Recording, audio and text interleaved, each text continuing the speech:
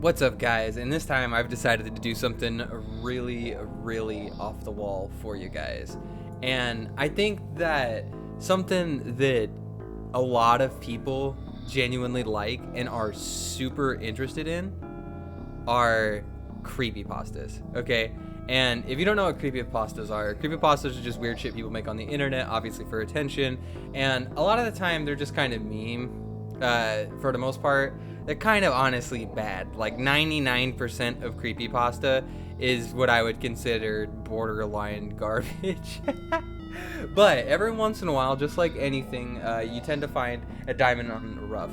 And there is a variety of Sonic.Exe creepypastas. And that's what we're here to discuss today, is Sonic.Exe, but more specifically, a specific style or a specific storyline within the context of this the Sonic.Exe's verse, because there is a lot of different people who create Sonic.Exe games, and each one has like its own canon. So I'm not doing comp or anything wild like that, just specifically Ultra Instinct Kostas, who works very frequently like Jay-Z Coys. Shoutouts to them, they make pretty awesome games out of Sonic.Exe content, as well as honestly just really interesting lore and ideas for the verse. So without any further ado, check out the coffee shop content creators down below, as well as like and subscribe, and let's get to it. The majority of everything that comes from this video will have come from either Sonic.Exe, Sally.exe, and or the Nightmare wikis that UI Kostas has created himself. So in the world of Sonic.Exe, or at least the canon that we're following, there's a lot of things going on. So I'm gonna have to sit down and explain a little bit of the cosmology and lore before we even get to the main character, Exetior, that we're discussing today. So within the context of Sonic, obviously there's a lot of content. You can go look up a billion different cosmology videos in just the world of Sonic itself. But for the idea of a lot of what happens with the context of the lore here, this sits above the majority of that. So we have two major fighting factions, okay? On one side you have demons, on the other side you have the Hiests. And it appears that Exetior is an archdemon who for some reason or somehow was a former Hiest, so maybe demons or Hiests that kind of branched off. It's kind of unclear in my opinion. But yeah, and the Hiests are like this race of gods that dictate reality. And they've kind of been fighting back and forth. It appears the demons tend to like reality and toying with it, and the Hiests kind of get super triggered when anybody finds out about them, like the Hiests themselves. They just blow up universes because it's kind of frustrating when anybody knows about them. So Exetior kind of got super triggered and decided, yo, screw this. He has a true form that he has, and he said, with this true form, I'm just gonna bolo like the rest of these Hiests. So using his immortal lifespan, he gathered an unquantified army of demons at his disposal, and this is really early on in his story too. And he was so powerful, his forces were so deadly, he essentially forced a peace treaty with the Hiests. And Exetior, kind of like a lot of the demons, had grown very attached to the world of Mobius. Now, for anyone who's not 100% clear with what Mobius is the main world that most Sonic events take place on. Like the main Sonic verse, essentially. Mobius itself was both his toy and creation. So we have Mobius being confirmed created by Exetior in his like demonic higher form, and he fears its destruction, which is why he kind of rallied for a peace treaty with the Hiests at one point in time.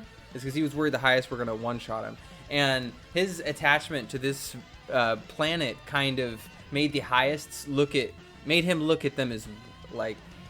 It made the Hiests look at Exetior as weak and feeble, because they're beyond concepts like love, care, or wants, or anything along those lines. They don't really care about creation, especially when it scales below them. So he decided he was going to basically, in this peace, this time during peace, he's just going to go to Mobius, find out more about its inhabitants. And he just wanted to check out the place more in depth, because he had spent so much time fighting the Hiests, he never really had a chance to do that. And he essentially starts coming across a few allies, starts making a few enemies on this planet, because other demons are also interested in this world. And he winds up getting surrounded by a group of rival demons, manages with the help of a random demon named Negagan down the road to kind of bail him out of the situation he was in at the time. And Exetior was so impressive, even Negagan, that demon sought him out later on. He was like, holy cow, this guy's like OD as fuck. So he raises an army, Exetior raises an army of male demons who are violent and hungry for power. And Exetior thought he would just roll through raw power. The problem though was the violent nature of the male demons twisted them, though it did make them more powerful, and eventually these demons also rose up against Exetior. Negagan kind of was also there, defended him in his time of need, and this led to like a demonic friendship between the two, or at least some level of trust, formally at this point in time. Later on, this led Exetior to formally teaching Negagan how to use his powers, and Negagan even winds up becoming his disciple. He raised another army to unleash upon the Highest, breaking the peace treaty that he had once created. Engaging in this war, he cleverly hid Mobius in an attempt to make the Highest believe he destroyed it, obscuring it from their view. Unfortunately, he was defeated and captured by the Highests in this war. They tortured him for several thousand years while he rotted away in his torture cell while being humiliated by the Highests. One day, due to a random chance, he managed to escape his captors and made his way back to the one of the home dimensions within Mobius. He had another plan for war against the Highests, but he did need an army. This causes the events of Nightmare Beginning, in which he possesses Sonic's body for the first time. However, Sonic still fought the control of Exetior's will over his body, which kind of lessened Exetior's powers while influencing that body. However, Sonic also has a mentor protector known as Sonic's Dark Guardian. Exetior eventually found out that weakening Sonic's will and drive would be the successful way to claim his body, and thus began hunting anyone Sonic had a close emotional attachment to. Exetior, as a result of this in this game, kills and demonizes Tails, Knuckles, and even Eggman in hopes of crushing Sonic's spirit as he tried possessing his body. Exetior was seen casting powerful illusions with deceptive imagery which fooled the first Trinity of Souls that he had planned to use. And of course that Trinity of Souls being Tails, Knuckles, and Eggman. And kind of reference that demonization ability that we had earlier. This is essentially turning somebody into a demon, and it typically happens through intense mental stress, torture, and even death. And this is how he amasses entire armies of demons so quickly. Perversion, who is another demon from the old war, a former war ally of his, is also helping him master the art of demonization through a variety of processes. At this point in time, Exetior begins to run simulations of the timeline of Mobius to find the perfect world for him to utilize, as well as the perfect bodies for him to utilize. After all, he is a powerful demon with divine powers, but doesn't demonstrate that power often, because power of his magnitude caused the Highest to be aware of his machinations and aware of his presence. So this is essentially why he's trying to find powerful bodies and hide demons inside of them, so they're not actively using their demonic power and being detected. So raising his new army of demons in secret by hiding them all immortal bodies with new demons he's creating, he shares his plans for revenge against the Highests with Negagan, as well as his former war allies Sark, a notable character in verse, and Perversion as well, a notable character in verse. And he begins his quest for domination over the Highests. He then creates a plane outside of the real world of Mobius, like a dimension,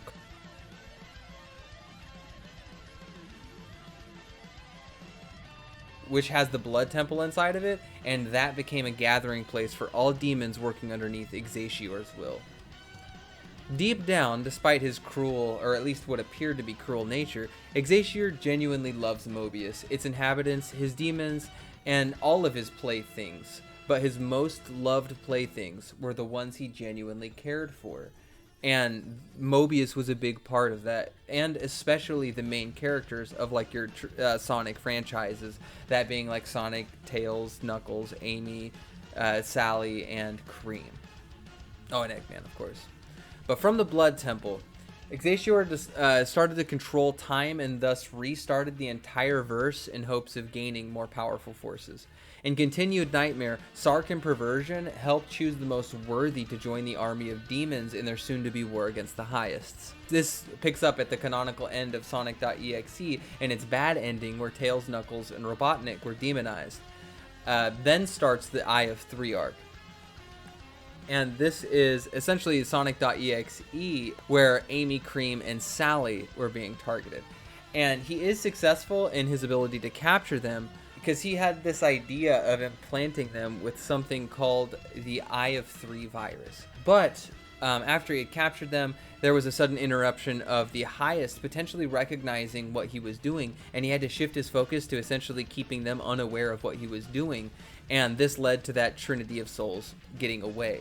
Amy, Cream, and Sally, of course.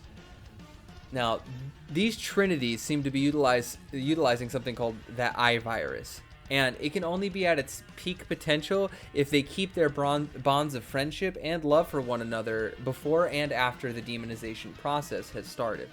Especially after Exetior asks Eggman to make a much more extreme version of this virus to increase its effectiveness.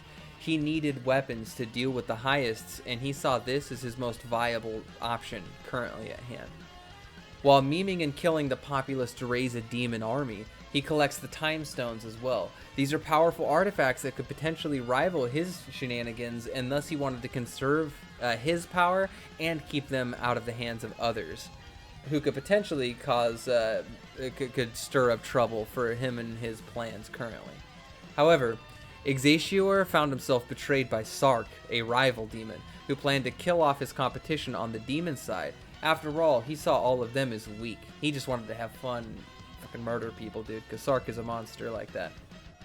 Sark almost managed to kill both Negagan and Exetior in one fell swoop, but they were saved whenever one of the Highests, Sark's major op, Stitchlight, joined the battlefield. Stitchlight arrived detecting the power of demons fighting and used Sally, one of the Trinity of Souls, to assault the demons. Unfortunately, the entire new Trinity die in this fight of gods and demons, which prompts the arrival of Fleetway Sonic, a crazed, enraged version of Super Sonic, who no longer has anything more to lose and goes mad, being unable to accept the new reality that has occurred before him. In this final fight, Exetior claims Sonic's mind, body, and soul, leading to the new appearance of the Tower of the Millennium. An alleged tower where at the top, anyone's wishes can be made reality. And the one wish that Exetior wants is to delete the Highest. Now, Tower of the Millennium is a game that's currently coming out. It has a variety of different parts that's super interesting in my opinion. Obviously, there's a bunch of different characters all trying to reach the top and ascertain this final wish, and Exetior is one of the main characters trying to get there. So if you guys want to hear more on the idea of Exetior, as well as a little bit more of this more creepypasta, like horror-esque kind of themed stuff, tell me what you think, man. I'll be curious what you guys think. Be sure to like the coffee shop content creators and like and subscribe down low. They all make really interesting content. And if you guys like this and want to see more characters out of this out of the Sonic.Exe verse, let me know what you think. I'd be curious to see what you guys say. Next time, Lanterns. Later.